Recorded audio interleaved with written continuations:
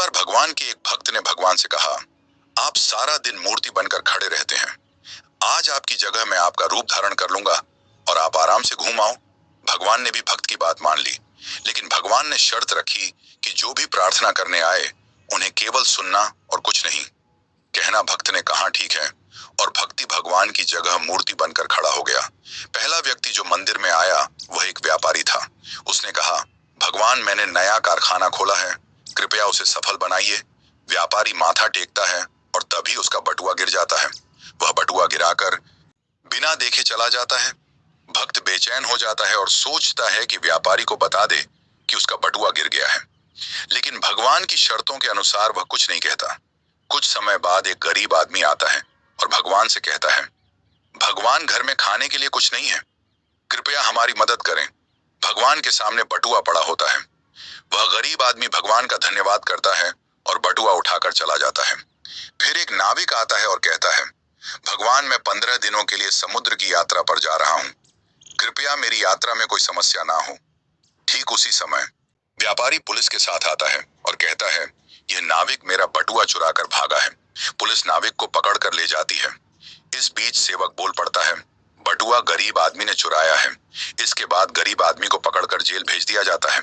रात को भगवान लौटते हैं और सेवक खुशी खुशी पूरा किस्सा सुनाता है।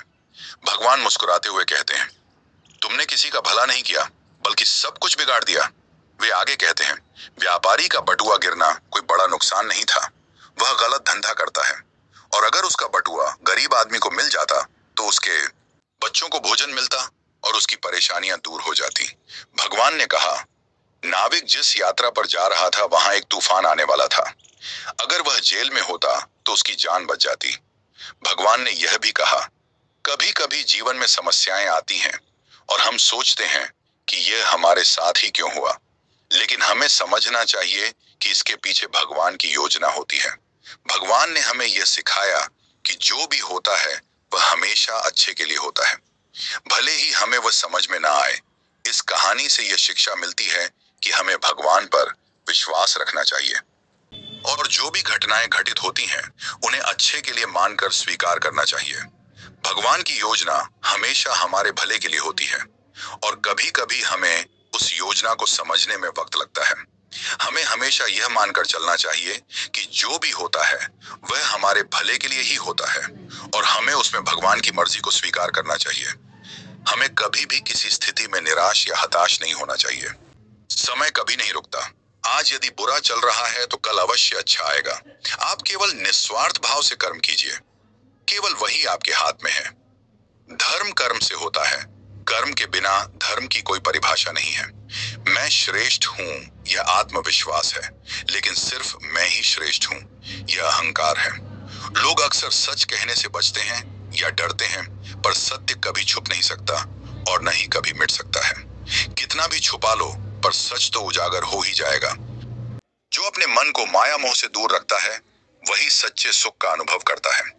विषयों का चिंतन करने से विषयों की आसक्ति होती है, आसक्ति से इच्छा उत्पन्न होती है और इच्छा से क्रोध होता है, क्रोध से सम्मोहन और अविवेक उत्पन्न होता है।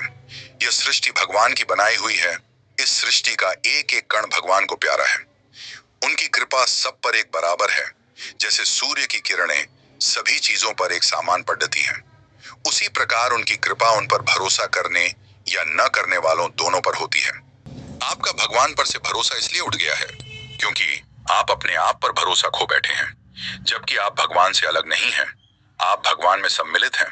आपका यह सवाल उठाना कि आपके इस प्रश्न का जवाब कुछ ही लोग दे पाएंगे या कोई भी नहीं दे पाएगा, आपकी संदेहशील प्रवृत्ति का परिचायक है।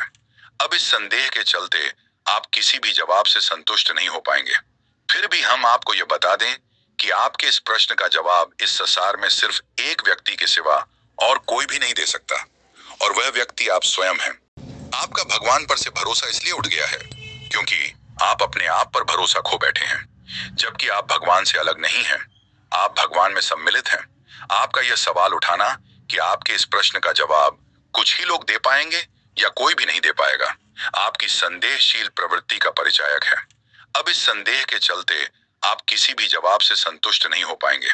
फिर भी हम आपको यह बता दें कि आपके इस प्रश्न का जवाब इस संसार में सिर्फ एक व्यक्ति के सिवा और कोई भी नहीं दे सकता, और वह व्यक्ति आप स्वयं हैं।